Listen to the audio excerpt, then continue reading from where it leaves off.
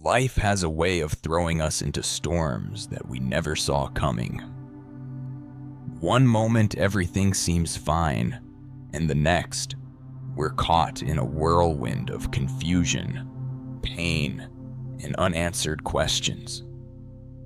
Maybe you've asked yourself, where is God in all this? Does he see me? Does he care? I want to tell you today, yes, he does. And more than that, God is in control of your situation. In Isaiah 41:10, God gives us a powerful assurance. So do not fear, for I am with you. Do not be dismayed, for I am your God. I will strengthen you and help you. I will uphold you with my righteous right hand. This isn't just poetic language. It is a divine promise. God doesn't abandon us in our moments of need. He is there, right in the middle of the storm. We serve a God who sees the end from the beginning. He is not surprised by your current challenge. In fact, he has already made a way of escape for you. Jeremiah 29:11 tells us, "For I know the plans I have for you, declares the Lord. Plans to prosper you and not to harm you. Plans to give you hope and a future." That verse isn't just for people in Bible times. It's for you, right now, in this very moment. Let me remind you of the story of Joseph. He was sold into slavery by his own brothers, falsely accused, and thrown into prison. From the outside, it looked like his life was spiraling out of control. But God had a plan. Genesis 50:20 records Joseph saying to his brothers, "You intended to harm me, but God intended it for good to accomplish what is now being done, the saving of many lives." God was in control all along. Even when it looks like everything is falling apart, God is still working behind the scenes. Romans 8:28 says, "And we know that in all things, God works for the good of those who love him, who have been called according to his purpose." That means even the heartache, the disappointment, the betrayal, the delay, God can use it all for your good. Sometimes we want control because we think it gives us security. But real peace comes from knowing that God is the one holding the reins. Proverbs 3:5-6 urges us, "Trust in the Lord with all your heart and lean not on your own understanding. In all your ways submit to him, and he will make your paths straight." Submission is hard. It means letting go. It means surrendering our timeline, our expectations, and our plans. But when we do, we give God the room to do what only he can do. We invite the supernatural into our natural. We allow the miraculous to overtake the mundane.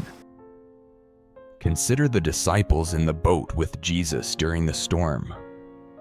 In Mark 4:39, it says, "He got up, rebuked the wind, and said to the waves, 'Quiet, be still.' Then the wind died down, and it was completely calm." The same Jesus who calmed the sea is with you today. He still has the authority to speak peace into your situation. Your situation might not change overnight, but your perspective can. When you start to see through eyes of faith, you begin to recognize that God's silence is not his absence. His delay is not his denial. And your struggle is not without purpose. David understood this. In Psalm 23:4, he writes, "Even though I walk through the darkest valley, I will fear no evil, for you are with me. Your rod and your staff, they comfort me." Notice he doesn't say he'll avoid the valley. He walks through it, but he's not alone. God is with him. Friend, you are not alone either. Your valley is not the end of your story. God is walking with you, guiding you, strengthening you. And yes, he is in control. When we grasp this truth, we can breathe again. We can rest. We can stop trying to figure everything out and instead rest in the one who already has it figured out. Paul understood what it meant to trust God in every situation. In Philippians 4:11-13, he says, "I have learned to be content whatever the circumstances. I know what it is to be in need, and I know what it is to have plenty. I have learned the secret of being content in any and every situation.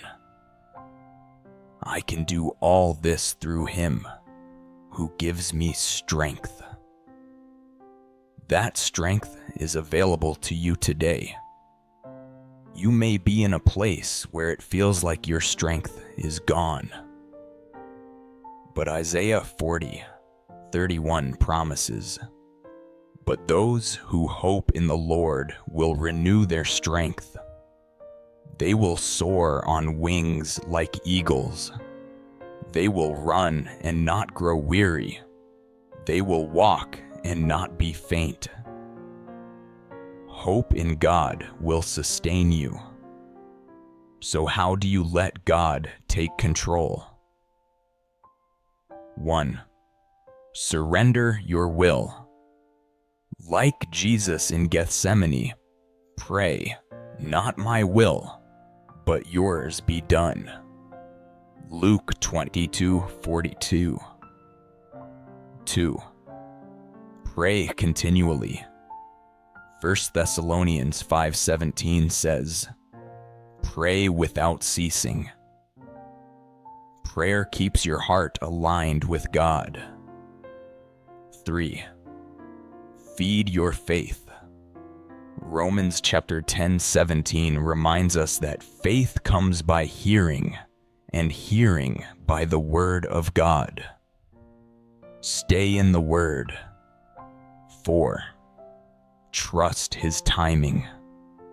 Ecclesiastes 3:11 says, "He has made everything beautiful in its time." 5. Refuse to worry. Philippians chapter 4:6-7 commands us, "Do not be anxious about anything, and the peace of God will guard your heart." In this world you will have trouble, but take heart. I have overcome the world.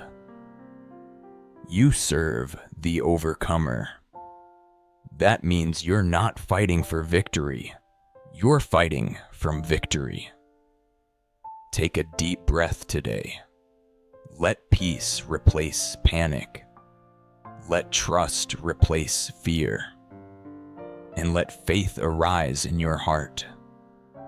God is in control of your situation. Hold on to him. Lean on his word. And don't give up. Your breakthrough is coming. Your healing is coming. Your restoration is on the way. because the one who promised is faithful. Hebrews 10:23. And finally, if this message has been a blessing to you, please subscribe to this channel. Let's continue to grow in faith together. God bless you.